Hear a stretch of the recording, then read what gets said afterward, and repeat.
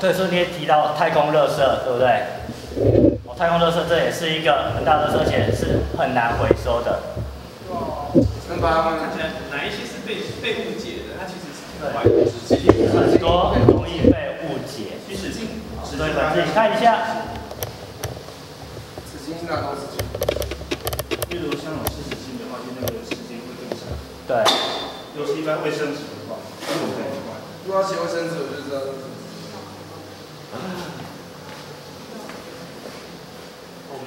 后面的，还有电，收音机，那个我们先休息一下，做下其他活动。好，时间也不多，我们就先来，再另外一个，先收吗？好，来先收。先把塑料袋放这。你还有把试完呢？为什么？塑料袋我就说最久哈。你还把试完，为什么金属比？好了，这个也是比较题。我觉得这几个情况对这个环境造成的影响一样，就排序排序到多寡，对，轻重。由轻到重污染吗？对啊，对环境的影响。环影响。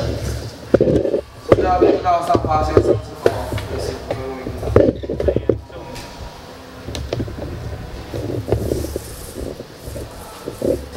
影响的大小，我觉得这个蛮严重的。这个很合理。它生活的前提是没有做任何护地的作用吗？哦。这边这就是生活，这是什么？继承的营区跟连延罕至，那个是这个。是有吗？大唱歌，我觉得唱歌比卫生纸还要轻微。你问我。哦，那我问你。在溪边尿尿，那我觉得好恐怖。是西边尿这件事情，还是这我觉得比较严重，我觉得这比较严重的。蚂蚁出狱。最严重的会在最下面。为什么喂狗狗？因为狗狗从此就不去找食物啦。那放垃圾啊，我看狗狗放垃圾。对啊，还把垃圾拖。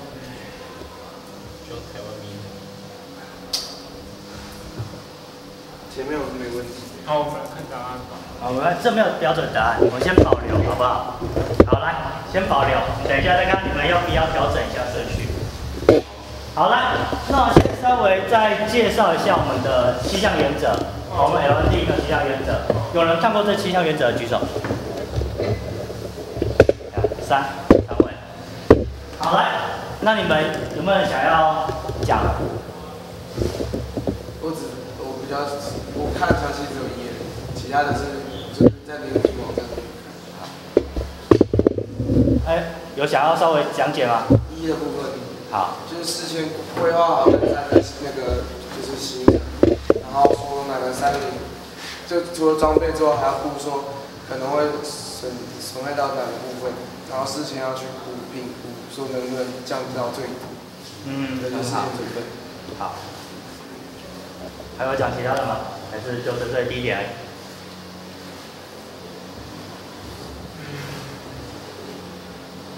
最后一点，最后一点应该不会是要做其他就是往在这个地方活动。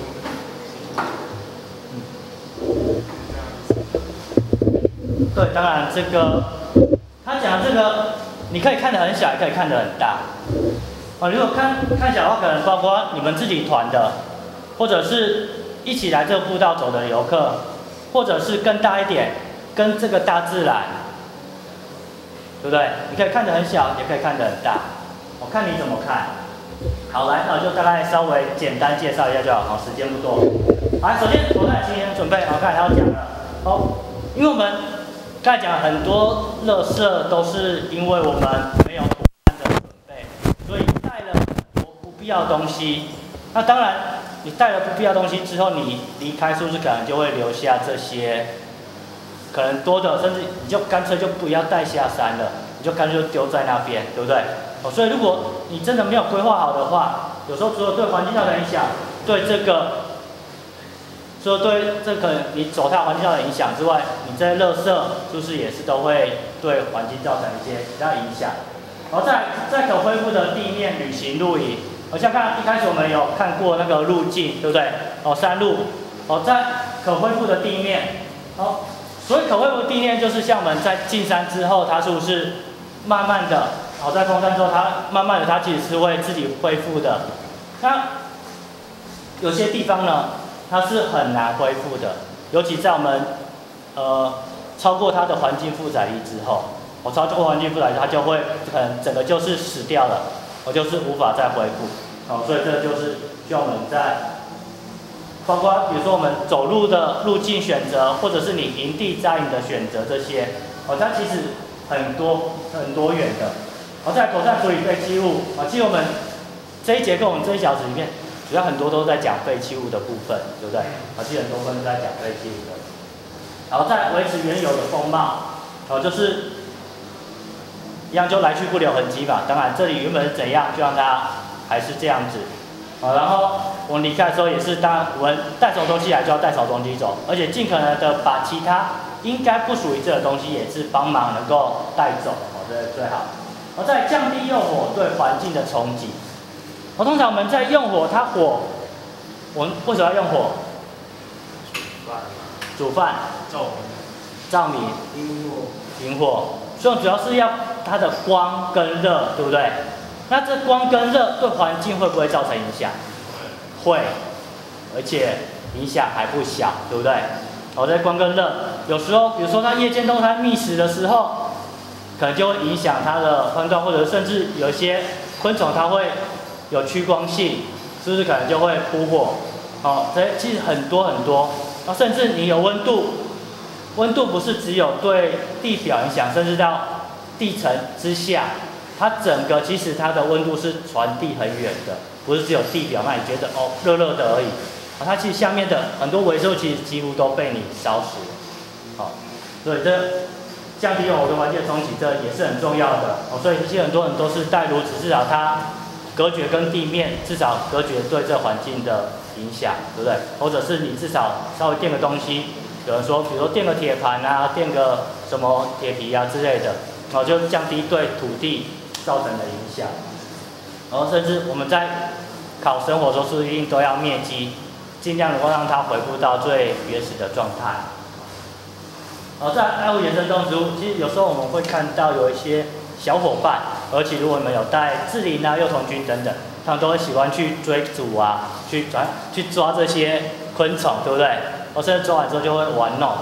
通常我们就希望我们就还是稍微如果有看到，还是跟他们讲一下，对，就是看就好，顶多拍照，不要去玩弄它。不要说我只是借它来这里玩一下，我再把它放回去。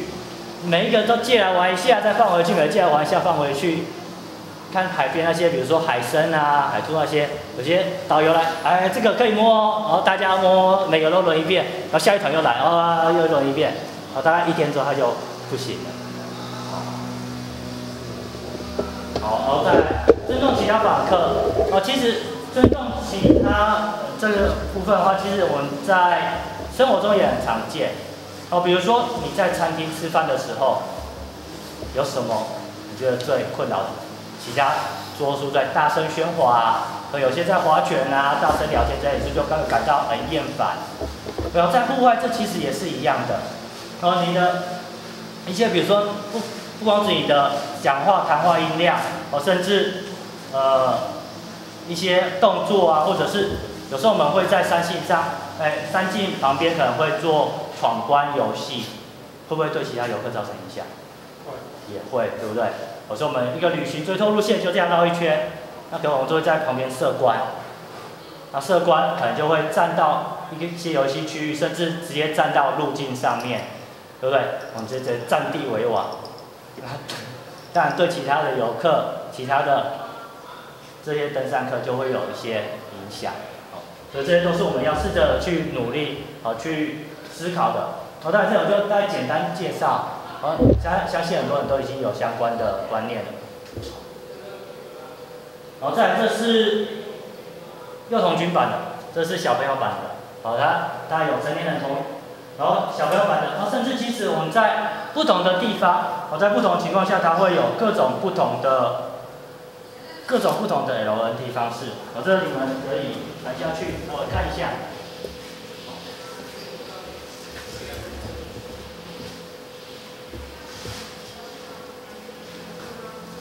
好，来，那当然时间不多，我们还是好边看的同时，你也会看看这些排序，你们有要再跟动吗？还是就维持这样？这些排序。然后等一下你们再跟我讲一下你们的想法，为什么你们这样子排？好，这个没有标准答案。每个人有每个人自己的想法。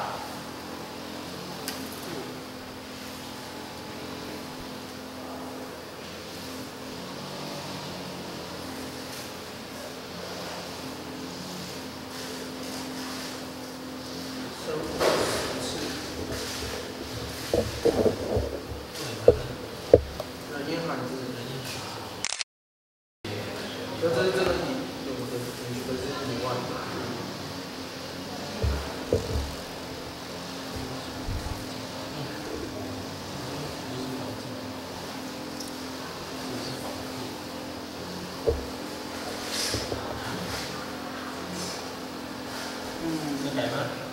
不要的。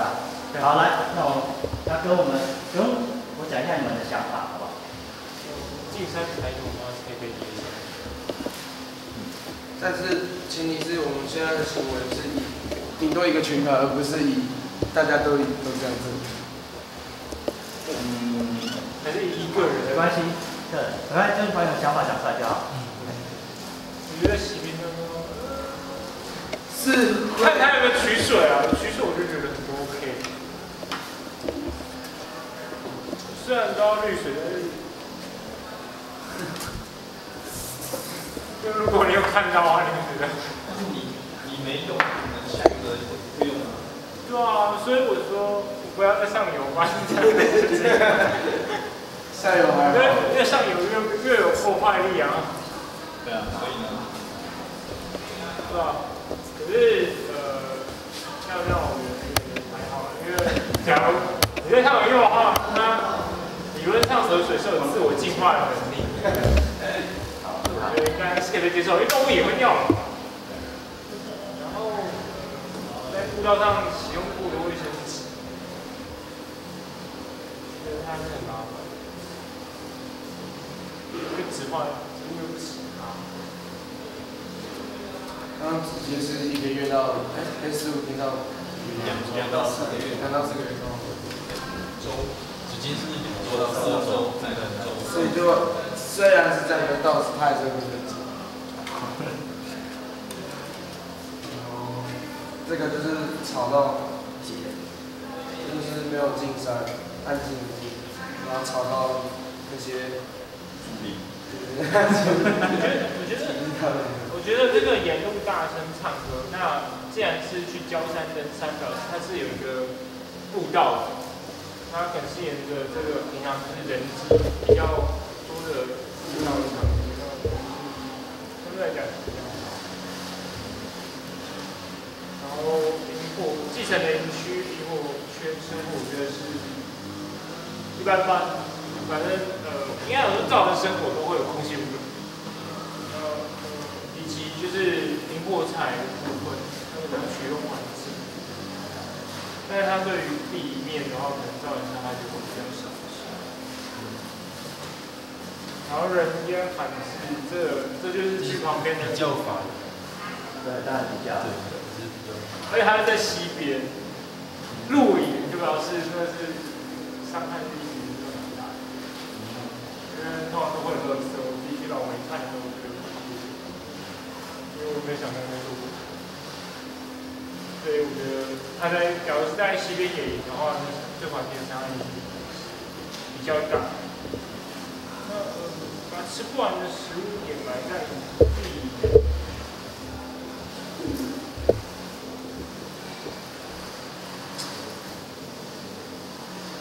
这影响比野营生活还要小，还大，还要大。对。因为我一直很好奇，就是我只要掩埋食物，那些动物到底会挖出来吃？好像会。还是我挖的不够深，还是我处理到太深？你挖的太深，狗还是会把它挖出来。可是我在困惑这个，不一定啊，不一定是野狗，下面那些，比如说你的生在土里的虫，它们也是会受到影响。对啊。所以它环境那影响力很高，其实算很高。而且通常就是会把那个水就倒在那个猫洞，猫洞还到负责污水的部分，所以其实我觉得这个影响力是很大。一些掩埋也破坏了当地的植物生态的它们的环境。生活实质就真的太夸张。生活实就是一个比较改进加强版。加强这个有加强版。啃食，就是垃圾包装袋，就啃食一个，然后就丢了500，丢10多个，然后以后这边就是丢垃圾袋。然后喂食，我觉得喂食野狗最糟糕了，因为我讨厌野狗，像我们营地就是看野狗在哇，然后之前在苗圃的时候，我一直就是我就是管厨余的。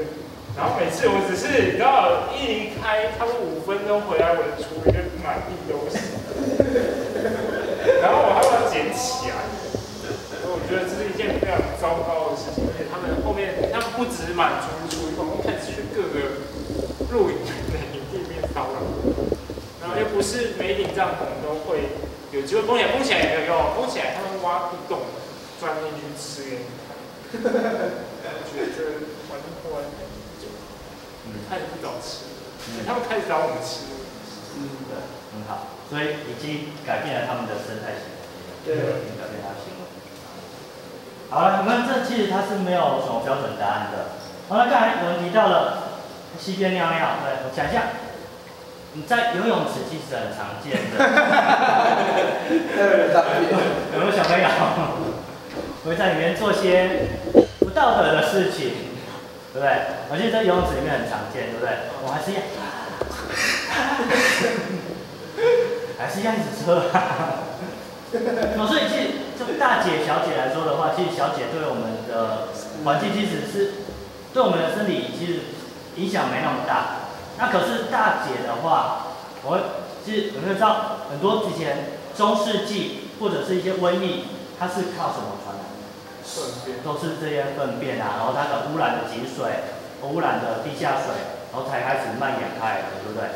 所以其实大姐的部分的话，就需要很努力思考，就是很需要思考。但小姐的话，相对来说，她对这环境影响就会稍微小一点。可是那堆肥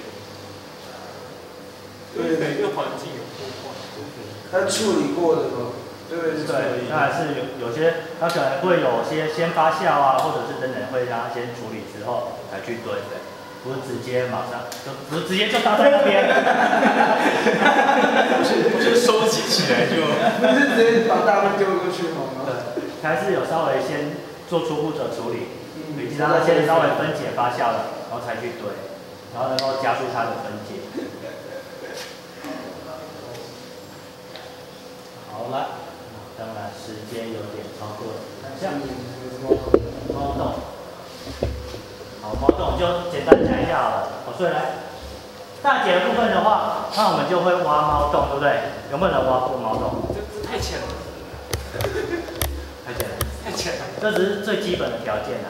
最基本的条件就是你一个人大姐的时候，就个人要大姐的时候，一个人要建模的时候，那我们就是带铲子出去，对不对？那我们就是挖下去，然后铲收下去之后就是绕一圈。那但我们通常我们绕挖一圈不是只有挖一层而已，通常我会分表土跟比较底下面的土。因为我们深度大概需要20-30公分，对不对？然后大概表土跟深的土，它两个还是有差距的，两个土质是不一样的。所以通常挖出来这种会表土放一边，比较深的深层的我们再放另外一边。好，那我们掩埋的时候也是一样，要先深层的下去之后，再把表土把它掩埋下去。好，那这个大概就是猫洞，然后大家可以简单看一下，看看就好。好，来，那这节课到这里，没有，最后一个好了。我们怎么在团上落实 LND？ 给你们5分钟讨论，如何落实在团上的比如说团上活动啊，或者是你怎么推广，或者是任何你们的想法，给你们5分钟稍微讨论一下，然后等一下报告1分钟就好，1分钟报告，要讨论5分钟。